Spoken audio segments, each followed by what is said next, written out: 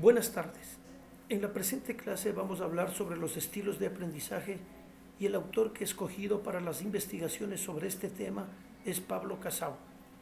En 1988, Kiffy da una definición sobre los estilos de aprendizaje indicando que son rasgos cognitivos, afectivos y fisiológicos que sirven como indicadores relativamente estables de cómo los alumnos perciben interacciones y responden a sus ambientes de aprendizaje. Lógicamente, sobre este tema es importante analizar que todos tenemos nuestro propio método de aprendizaje. Va a depender mucho de la familia donde venimos, de la escuela, del ambiente, de nuestros amigos, nuestros compañeros, de la edad. Además que nuestra manera de aprender evoluciona y cambia constantemente. Más aún con la nueva tecnología, vemos que van cambiando constantemente los estilos de aprendizaje. Va a variar igualmente, como se analizó anteriormente, de la edad.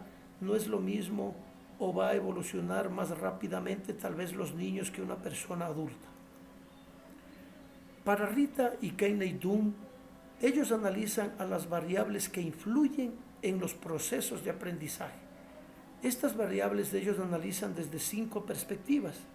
Desde el ambiente inmediato, donde tiene que ver dónde se va a desarrollar el proceso de enseñanza-aprendizaje, que no vaya a haber interrupciones de sonido, que exista una buena iluminación, que la temperatura esté de acuerdo o esté aceptable para que los niños, jóvenes o adultos puedan recibir las clases.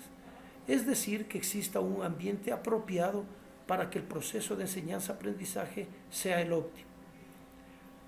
De igual manera, la propia emotividad que va a tener tanto el alumno como el docente, que deben estar bien motivados, deben tener una buena responsabilidad, qué tan persistente va a ser el alumno para lograr sus objetivos. En cuanto a las necesidades sociológicas, va a depender si es que el trabajo es personal, si es que es en grupo, si es que el trabajo lo van a realizar niños y adultos, solo adultos. Las necesidades físicas, va a depender el estilo de aprendizaje, si es que va a ser a través de la percepción, qué tiempo tenemos para impartir los conocimientos, si es que esa persona tiene una buena alimentación, qué tipo de movilidad utiliza para llegar a su aula de clase. Todo esto va a influir en el proceso de enseñanza-aprendizaje. Y finalmente las necesidades psicológicas, que va a depender o analizan estos autores sobre el analítico global, el reflexivo e impulsivo, y si es que está predominando la parte cerebral de los alumnos en este proceso de aprendizaje. Para realizar una explicación de los estilos de aprendizaje, he desarrollado este cuadro sinóptico, este pequeño cuadro, para poder explicarles, y se la ha dividido en 2 grupos, en los modelos y en las estrategias de enseñanza.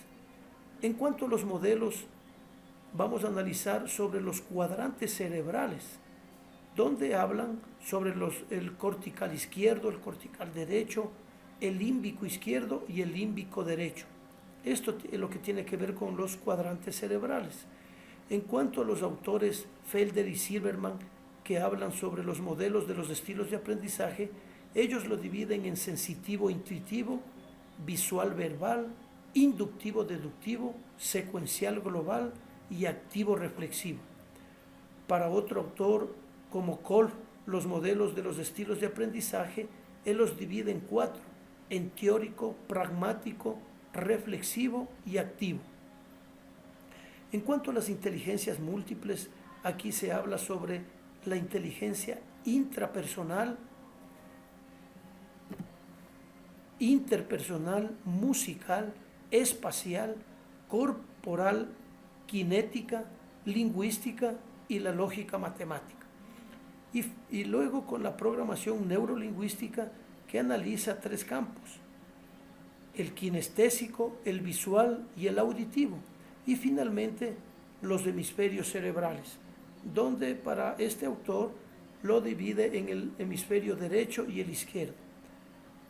En esta clase vamos a profundizar un poco más en lo que es la programación neurolingüística y las inteligencias múltiples.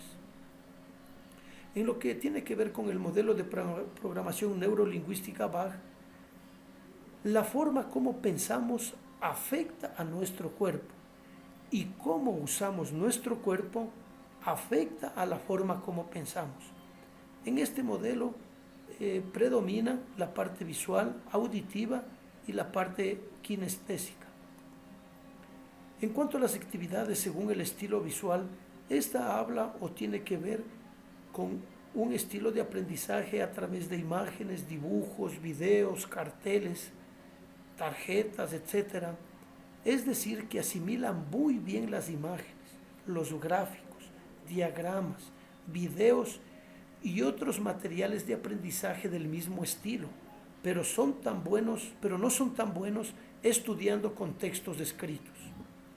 En cuanto a las actividades según el estilo auditivo, este estilo de aprendizaje predomina las cintas, las discusiones, escuchar debates, cantar.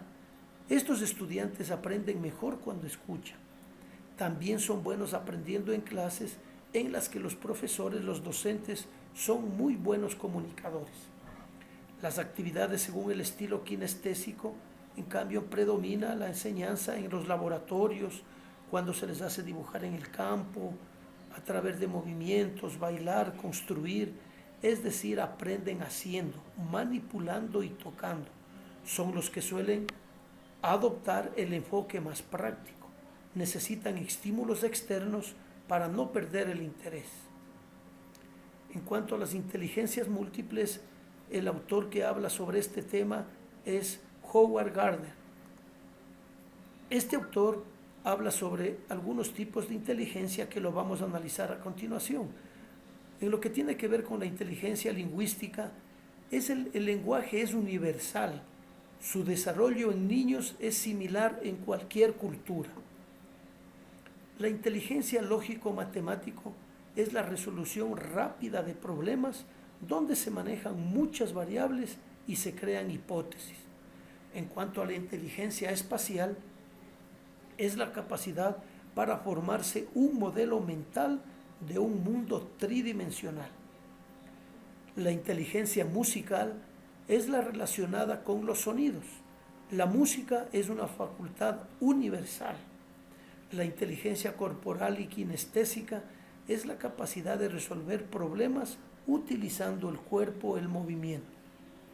La inteligencia intrapersonal es la capacidad que tiene este tipo de personas con esta inteligencia para desarrollar un conocimiento profundo de uno mismo.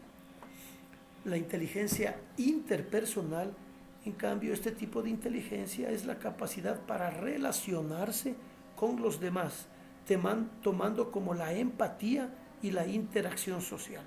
Y finalmente la inteligencia naturalista, que es aquella inteligencia que poseen, que predomina en las personas que tienen la capacidad de observar y estudiar los elementos que componen la naturaleza, como los objetos, los animales y las plantas. Finalmente quería poner en consideración dos pensamientos de autores muy nombrados en el campo educativo o en pensamientos que han trascendido a través del tiempo, como es Carles Roger en 1975, quien indicó lo siguiente, que el único hombre educado es el hombre que ha aprendido cómo aprender, cómo adaptarse y cambiar. Es decir, ahora en este mundo, con las nuevas tecnologías, que la ciencia, la tecnología camina vertiginosamente, es importante analizar este pensamiento de este autor. Luego tenemos un pensamiento, una frase de Nelson Mandela, en el que indica que la educación es el arma más poderosa que puedes usar para cambiar el mundo. Como podemos analizar, este pensamiento, esta frase de Nelson Mandela, es muy utilizada en todo el mundo y no podía ser de otra manera en la parte educativa, en el ámbito militar, ya que la educación nos va a llevar hacia el futuro. Tenemos que educar al niño del presente para no tener problemas en la sociedad del futuro. Muchas gracias.